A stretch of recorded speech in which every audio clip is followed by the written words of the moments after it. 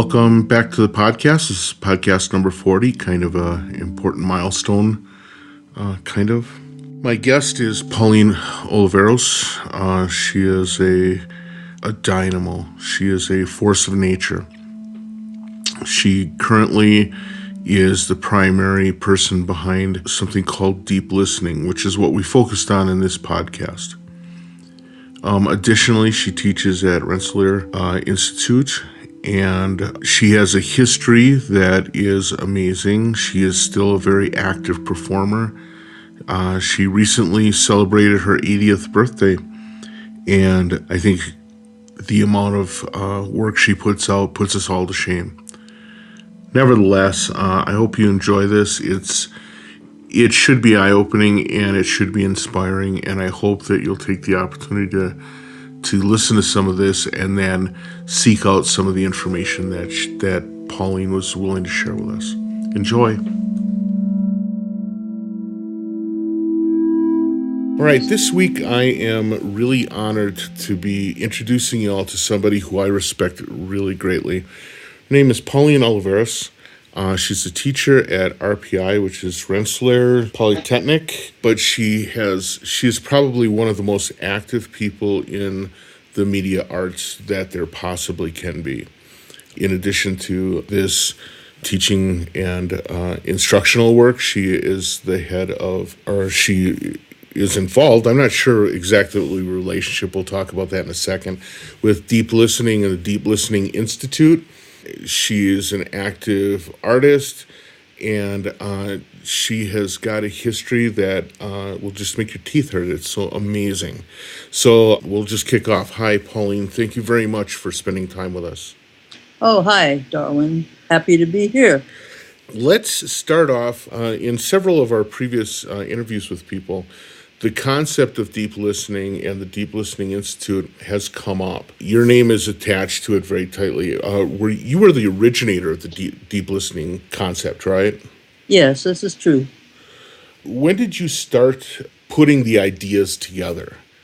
Well, first of all, I guess we have to go back to the 1970 when I was teaching at the University of California, San Diego.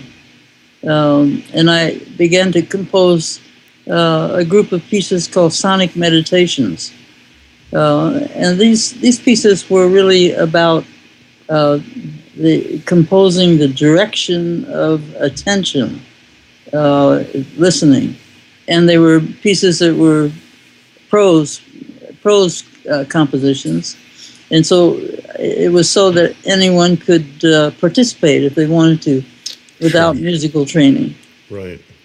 So these pieces, I think, are fairly well known these days. But in 1970, it was rather an unusual concept.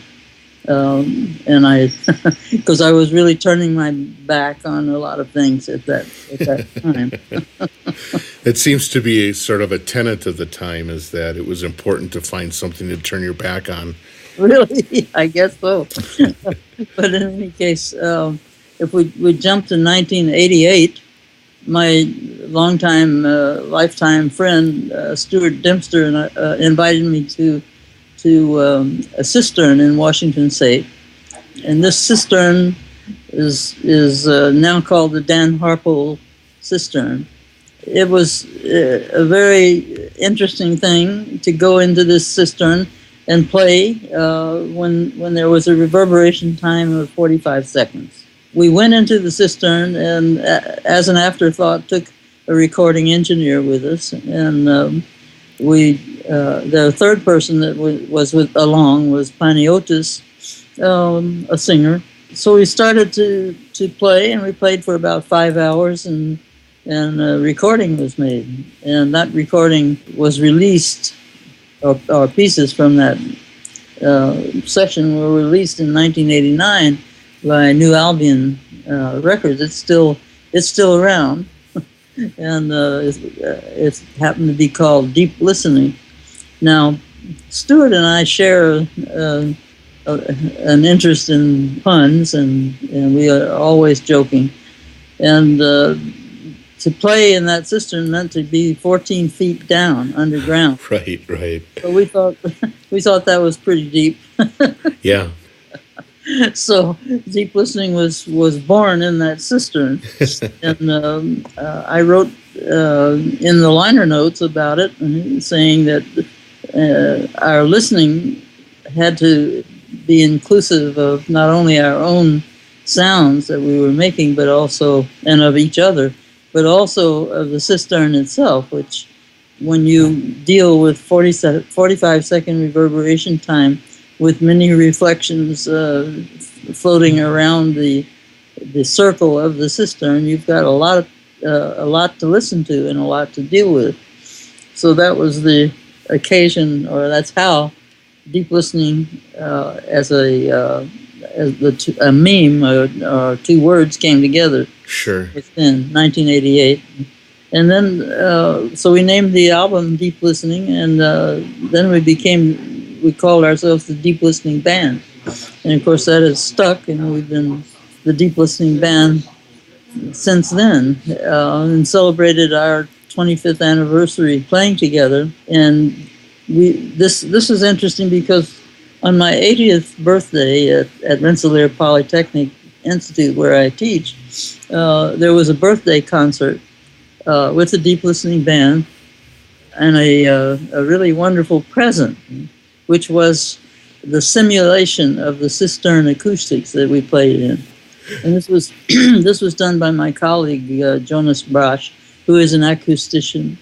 And we took him to the cistern in 2009, and he took an impulse response and then worked on the simulation for about 3 years with a couple of his graduate students. So for the first time, we realized this kind of dream that we had, that we wanted to be able to take the acoustics of the cistern with us.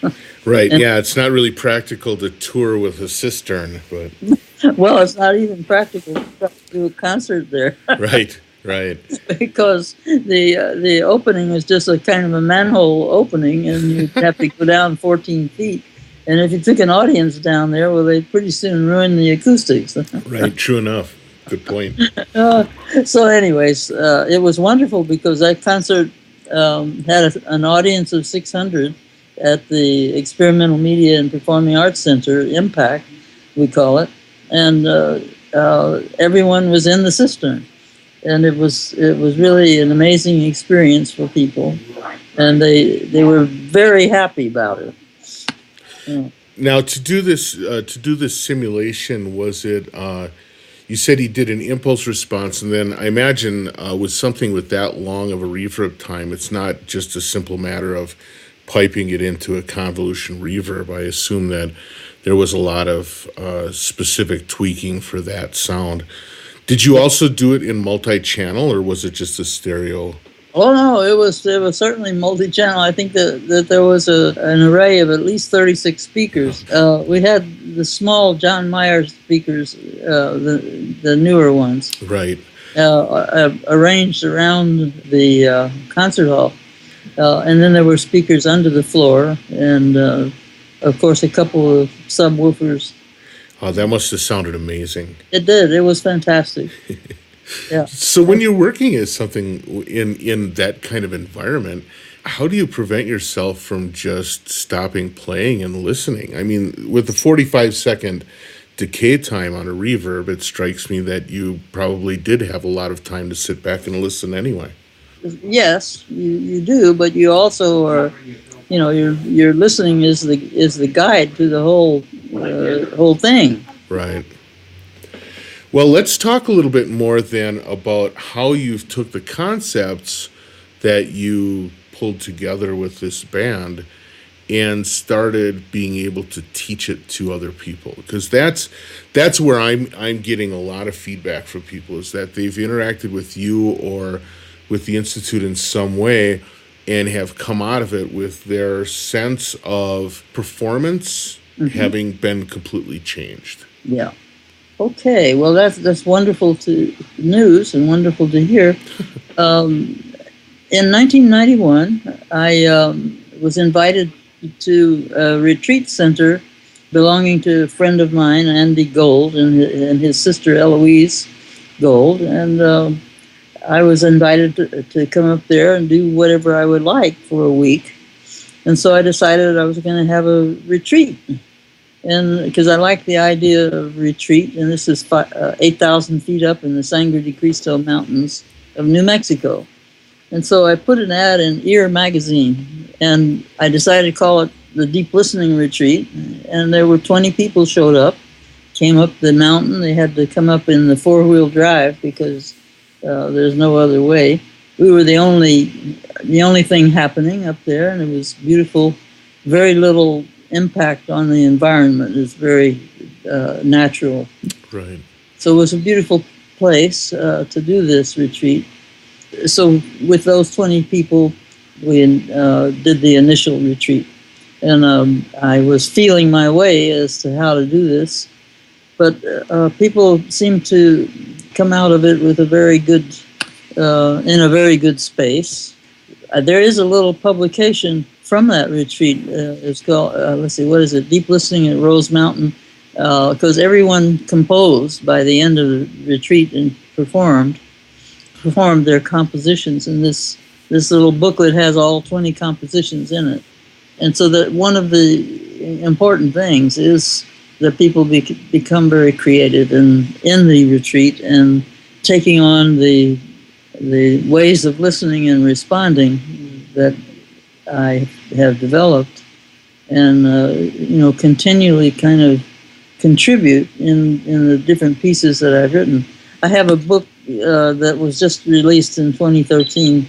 It's called An Anthology of Text Scores by Pauline Oliveros. Has over about 100 pieces in it. But all of these pieces are designed to direct attention to ways of listening and ways of responding. So all of these things have been accumulating over the 25 years of deep listening. I think it's really interesting that you've published these scores, and if you could see me, you'd see I'm doing like little quote marks around it, because a lot of times people coming from a music background, they think of scores, and frankly, I saw that book available, and I was a little nervous about reaching out to buy it, because what I didn't want was, a great big fold out. It's interesting to hear that this is, of course, your textual scores being reproduced. Mm-hmm. What is it about a textual score that is important to you? Because clearly, and you said that at one point you used the textual score as a way to turn your back on the typical or prototypical composerly kind of activities. Is there more to it than just allowing anyone to be able to use it? Do you find that you interface with it in a different way? Well, if we go back to sonic meditations, yes, those scores. Let me give you an example of one of these scores from sonic meditations. This one is called Native, and it's about one sentence long. It says, "Take a walk at night and walk so softly that the bottoms of your feet become ears." Now that's the score. I can see what you mean about it being it directing your attention, because just even as you were saying that, I could feel my attention move to the bottom of my feet. Yeah. That's something that's a pretty amazing kind of thing. Yes, it is. Given that I'm like trying to focus on doing a podcast, all of a sudden I'm wondering like, whoa, feel the bottom of my feet, right? So that's it's actually very effective. Now there have been other people that have focused on doing textual scores as well. What makes yours different? Is it really this focus verbiage, or? Well, I think of these text scores as algorithms. Oh, nice. Yeah. That's a great way to think of it. I have to admit, I wouldn't have come up with that phrase, but that's awesome. So what happens, with a simple set of rules is something can be very complex. What I teach in deep listening is two forms of listening. One is what I call inclusive listening, and this is expanding so that you have a kind of global sense of everything that's sounding inside of your own mind as well as outside, and as far as possible.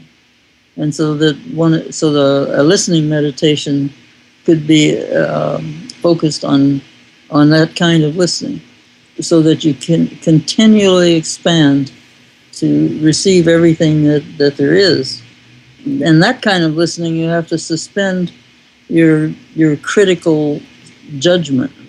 So we call it lifting off judgment, and also to suspend an analytical thought.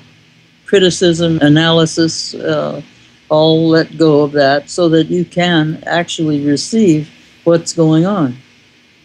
And this is something that is difficult for some people, because they've trained themselves to tune out and to not hear what's going on. And so this is what I call inclusive listening. And then the other form is, of course, is exclusive listening, where you focus all your attention to a point, to follow a sequence, or to gain all the information you can from a single sound. So these two forms of listening are what I teach, and what we practice in a retreat or a workshop or a session or a class, whatever. It's important to be able to know what you're doing and how you're listening, so that you're not being unconscious about your listening. So these pieces, all of these pieces have these ways of listening, and kind of teach you how to do that. Right. That sounds really interesting. Now, I'm curious about something. You've been teaching students for 20 plus years now, since 1991.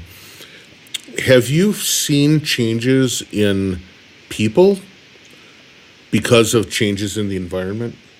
Oh yeah, I think so. What are some of the things that you think you've seen? Well, I think that focal listening, or exclusive attention, has increased pretty dramatically. And right now, for example, everywhere you go in the world, you see somebody with a smartphone, right? Right. And with their attention is quite glued to the smartphone. That's what I call focus. Yes. Yes. Well, that's one thing of calling it. Right. You might call it a lot of other things. Right. And in my class, you're absent if you have that going on. Right. Yeah, I tend to call it rude, but well, it's something that, I mean, people are really just addicted to it. Absolutely. Right. Pretty. And I mean, you just see everyone, all kinds of people, everywhere in the world. This is happening. So this is a big change. Since that kind of exclusive listening is becoming, or exclusive attention, yeah, as that becomes more a focus of people's lives, do you find that students simultaneously then have more trouble with the inclusive listening process, the expansive listening to the world around? Because I mean, I'm curious, because you have hands-on experience with this, and I'm curious to know if this almost laser focus, whether it's on your cell phone or your laptop or your latte, whatever it is, if that also doesn't change your ability to accept and engage the outside world. Well, I think it might. In my classes, people change quite a bit. I've seen a lot of community develop through this work that I do. For example, now, a couple of things I want to tell you.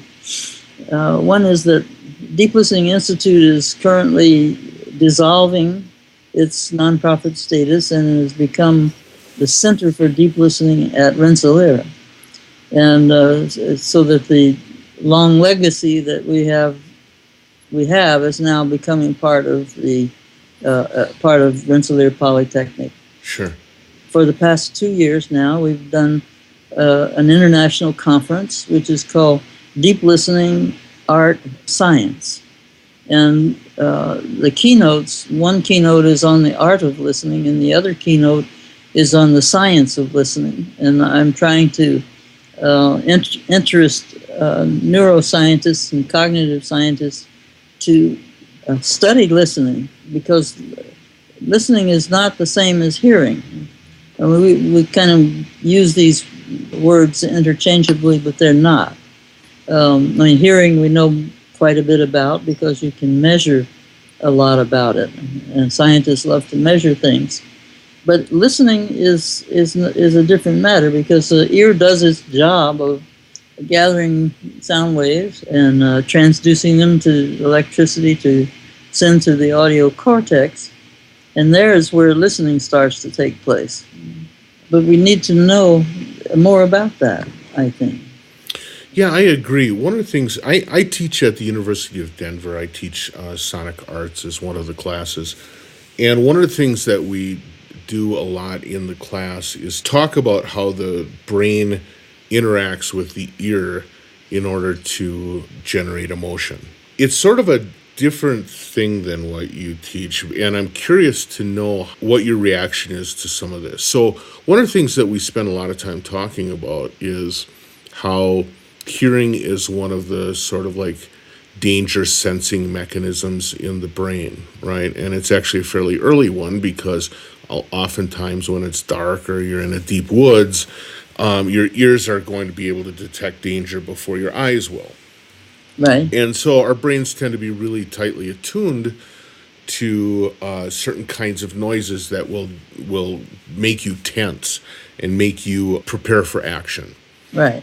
You know, that's an area where when I go and I try and dig through at least the kind of science information that I can comprehend. I do teach in an art school, after all. Right. But when I dig through the kind of neuroscience that I can comprehend, I don't see a lot of discussion about that. And I think you hit on something, which is it's not particularly measurable. Hence, Right. it's difficult for scientists to wrap their heads around. What are some of the science of listening that you think are particularly underappreciated or understudied? Yes. Well, first of all, just listening. That I think is it doesn't have as much attention as hearing. And we, in music schools, we're teaching what's called ear training. When I'm saying, I don't think the ear can be trained. It's the brain that can be. Yeah, it's brain training, right? And so I may I shock people by saying that, but I think it's true. Then I wanted to dig further into neuroscience and cognitive science and try to begin to get some other information, if possible. Now, the first neuroscientist that we had last year at the conference was Seth Horowitz. He was an auditory neuroscientist. And he wrote a book called The Universal Sense, How Hearing Shapes the Mind. And so I invited him to give this talk on the science of listening. And I challenged him. I said, I just gave him the same pitch that I gave you, which is, I wonder why you aren't talking about listening. Right. His book is very interesting and very good. There's a lot of good material in it, and he took the challenge and he started. He said he started another book. Oh, that's fascinating. Yeah, and this time we had Peter Cariani, and Peter is an auditory neuroscientist at Harvard, and he has done quite a lot of work on music, and he came to the whole conference and took in everything. And he gave a really amazing talk. And he talked about, auditory loops in the brain, which how these loops feed back in terms of listening. And that was the first time I had heard something really, really fascinating. Right. I think that there's an incredible amount of information that has yet to be tracked down. I mean, I find different capabilities in different people, but one of the things that amazes me is how quickly people can identify patterns Right. in sound. Yes. when they're put, even if they're not necessarily put into the position of supposedly listening to it, but they will find loops, they will find patterns really quickly, almost as if the brain is spending a lot of time just trying to figure out what might be ignorable Right. because of looping. Yeah. Yeah. Well, I think this is what he was really working on that. And he gave a very long talk. I think we've got we have the documentation of it, and we'll get to that as soon as we can. And he's sending me his slides also. But he's very interested, and I have a feeling we'll be talking quite a bit as time goes on. I have to say that I did not open this discussion by introducing your age, although you revealed it. Speaking of your recent 80th birthday, Yeah. it sounds to me like you're just hitting your stride. I mean, does it feel that way to you? Well, I'm feeling I can feel that I've been around for a while, but I still am playing, performing, and doing my teaching and so on. So my mind is not stopping. Right. Uh, Well, you I are had you are so busy right now, it seems. I had a wonderful concert in Prague just this past week with George Lewis and Joel Leandro. Oh, nice. It was quite a trio, let me tell you. I'll bet. So I felt, really fantastic with that performance. And I am doing quite a lot, that's for sure. Now, at this point, you said that the Deep Listening Institute is being put to rest, and the Center for Deep Listening is going to kind of take the mantle. Yes, well, Rensselaer is the steward of Deep Listening Institute, so to speak. And so that the work we have done, I feel confident can be carried on. And the conference will be annual. We also added a one-day festival to the conference, and hopefully that will grow so that we'll have a really nice summer program at Rensselaer. Yeah, so that sounds actually really amazing. Now, the one thing I'm curious about is what other materials might be available, perhaps for people who want to do some self-study or are unable to travel. What kind of things do you have available so that people could at least start engaging with this process on their own? Well, you can go to the website, deeplistening.org, and go to certificate training. And we have a training program. And we now have a kind of a do-it-yourself training program, which has help from certificate holders monitoring people who want to study deep listening. And the main idea is for a person to create a deep listening study group, meaning that they gather a circle of friends or people or whatever, a class, anything. And there's a lot of material available now, because we have my book, which is a Deep Listening, a Composer's Sound Practice, which describes the class and gives the exercises or some of the things that we do in the class. Then there's Deeply Listening Body by Eloise Gold, because she's been one of the principal teachers along with me. And then Ione, who has a wonderful book called Listening in Dreams. And she's helping people to listen for sound in dreams. And this becomes so that you're studying listening 24/7, so to speak. Sure. That's really an interesting point, because I know for myself, if I just think about how my day goes, so often I'm either surrounded by or I'm introducing trash noise into my life in a way that has no thoughtfulness, has no artistic purpose, and no availability for personal growth, right? Yeah. Basically, it's the oral equivalent of junk food. Uh-huh. I hate to say it that way, and I hate to have to confess that, but that is the truth. And so what I would ask is, give me a suggestion to make things a little bit better. Like a little bit better this afternoon. Oh, this afternoon. Oh, I see. Okay. Well, let's see what I can do. Well, I would say this, that if you can take a 30-second break and simply expand your listening as far as possible, that 30 seconds will be worth an hour. One of the things that I'm curious about, because, and it just came up in that statement you just gave, is to what extent you might get frustrated by the ambiguity of words, or if perhaps, especially since you do textual scores for your compositions, do you embrace the vagueness of language, or do you find it frustrating, or both?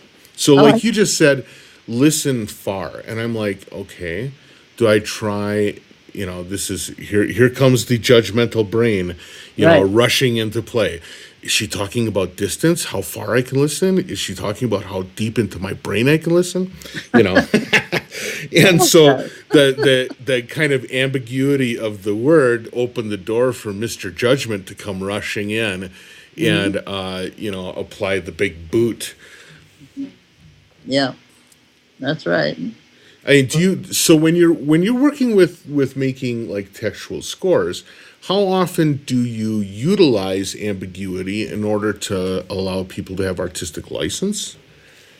I think people have to understand that just because these scores are in text doesn't mean that you just sort of like, take a drag off a cigarette and then dash off 7 quick compositions and then have another drag off of a cigarette, right? That there's thoughtfulness involved in this.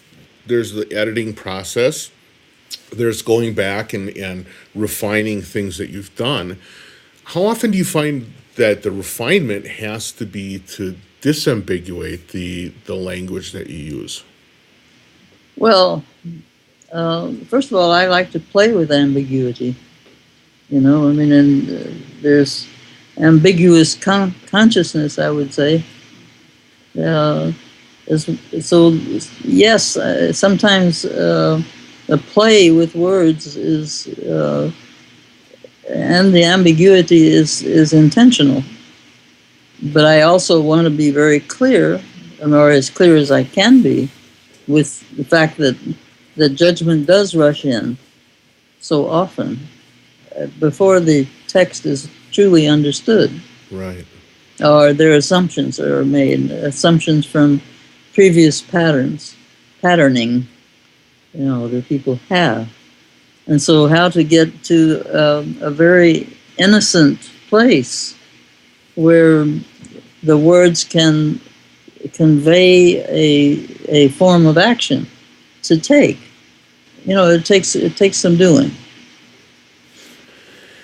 This is a really wonderful conversation to be having, and particularly because, so the name of this podcast is Art plus Music plus Technology. And so often the rush is to look at the technology because it's difficult to say, I can be artful or I can be musical, but if you have a checkbook, you can be technological, right? Right, for sure. And so I think maybe the easiest thing to talk about is like improving your life through the purchase of technology. And the reason that I was really excited to do this is because I feel like that's a trap. I feel like it's a trap because what it does is it focuses on the new. It focuses on the serotonin rush of shopping, but it doesn't necessarily provide people or provide the opportunity for growth in one's musical voice or one's artistic voice. And I think that what you're doing with this deep listening work is actually that. Now, one of the things I would ask is to talk about the breadth of the people that have studied this, because I think what I wouldn't want is for people to dismiss it as being for X kind of art. Well, only experimentalists will get anything out of this. And I would, just from the people I've talked to, it seems like you have a very broad group of people that engage in this program. It's true. There are lots of different kinds of people from many different places in the world. I have no judgment on who wants to participate. It's whoever wants to participate, well, come along. And that makes for a very interesting mix. When we had the retreats, people traveled far and wide to come up to the mountain, right? Right. 8,000 feet up. and once you were up there, you were up there. And there was no place to go. There was no place to shop. You just had to be there and listen together. And it still is a place that people think about and like a lot. And I'm sure that if we decided to have a retreat at Rose Mountain once more, people would sign up like crazy. Well, I should have you come do a retreat at my house. I live at 10,000 feet. Oh, that's nice. Yeah, it's pretty amazing. It's not that I'm not that far out of Denver, but it is. We actually moved here because things like city noise were becoming very stressful for me. And so going to 10,000 feet, you don't hear very much. That's for certain, except the wind. Well, I want to thank you. I think that you are onto something that's really important. I think it's really important for people, for artists of all sorts, to start considering this kind of self-work as an important part of their life's work as an artist. And so the way that you are pulling this together and pulling a community together, I think is pretty amazing. When is the next conference going to be? Or you just finished one, right? Yeah, we just finished it, and it was just this July. Okay. 10 to 13. Next summer, it may be a little later, probably in August, early August or something. Okay. But it'll be approximately in that time period. I'm hoping that Rensselaer will get a date for the conference and get the word out right away. Because I think a year ahead of time is very good, because people need to plan. Right. And our community is thousands of people these days, and which is wonderful, because both conferences had at least 100 registrations, which is pretty amazing, to start with. Right. That's a great start, yeah. And a lot of people came who are people that I recognize from different times and workshops, different associations, all sorts of things.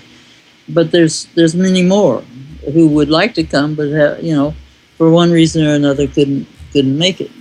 So I think that we have a good chance of continuing to build community through the conferences, because now we have a certificate program, which meant that the training for a certificate accomplished means that you're qualified to teach a deep listening workshop. And so we now have 43 certificate holders, plus 6 more on the way by September, I think, and then another group starting. So that these certificate holders are multiplying. Right, and you said they're able to teach. So if you find someone in your area, you can actually work with them on some training. But you can also work online. So and we're going to be developing that online program quite a bit more. And it's much easier for people to work, with Skype and so forth. Of course, yourself with your internet problems up there. Yeah, it might not be so awesome. But you still can do it, because the telephone conference call works as well. Sure. And I've been teaching for many years using all of this kind of technology. I have a course that I teach each fall at Mills College, and I'm teaching it now with Skype, but I have taught it in many different ways. And one time I even taught it with texting. Oh my goodness. Not the whole class, not the whole time, but just there was a class. It turned out that the only way to get through was with texting, and it actually was really interesting, because the students responded much more in certain ways than they had if it was just vocal. So So I found that very interesting. Well, I want to thank you for taking the time to talk to me. I apologize if I was kind of a little scrambled brained, but frankly, you present such a lot of information. It's kind of not even easy for me to wrap my arms around it in real time.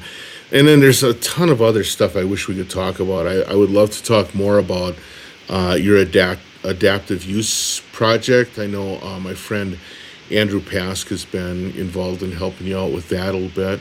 And just to talk more about your performing process and your practice as an artist. And so maybe we'll schedule for another talk sometime in the near future. All right. Thank you very much, Darwin. I enjoyed talking with you. All right. Thank you. And I will talk to you soon. Okay. Okay. I want to really thank Ms. Oliveros again for putting up with my yammering. It was an incredible opportunity for me. One of the highlights of my podcasting for sure, and definitely a good candidate for podcast number 40. I'd like to reiterate a couple of things that Pauline mentioned herself. One is if you want to look into the concepts behind deep listening a little bit more deeply, a book to check out is one called Deep Listening, A Composer's Sound Practice by Pauline Oliveros. It's available at your local bookstore or from online vendors. I also noticed that it is available as a Kindle edition as well, so if you need to have it right this moment, you can get it that way. Additionally, there is the anthology of text scores, also available through retailers.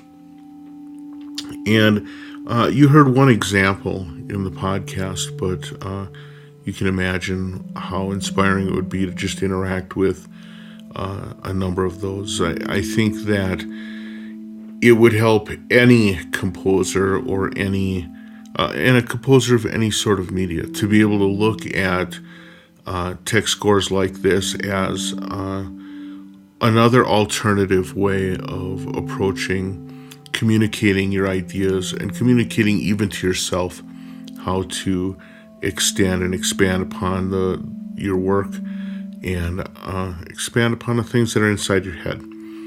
So I hope that you'll take the opportunity to dig a little bit more into this. You can also go to deeplistening.org.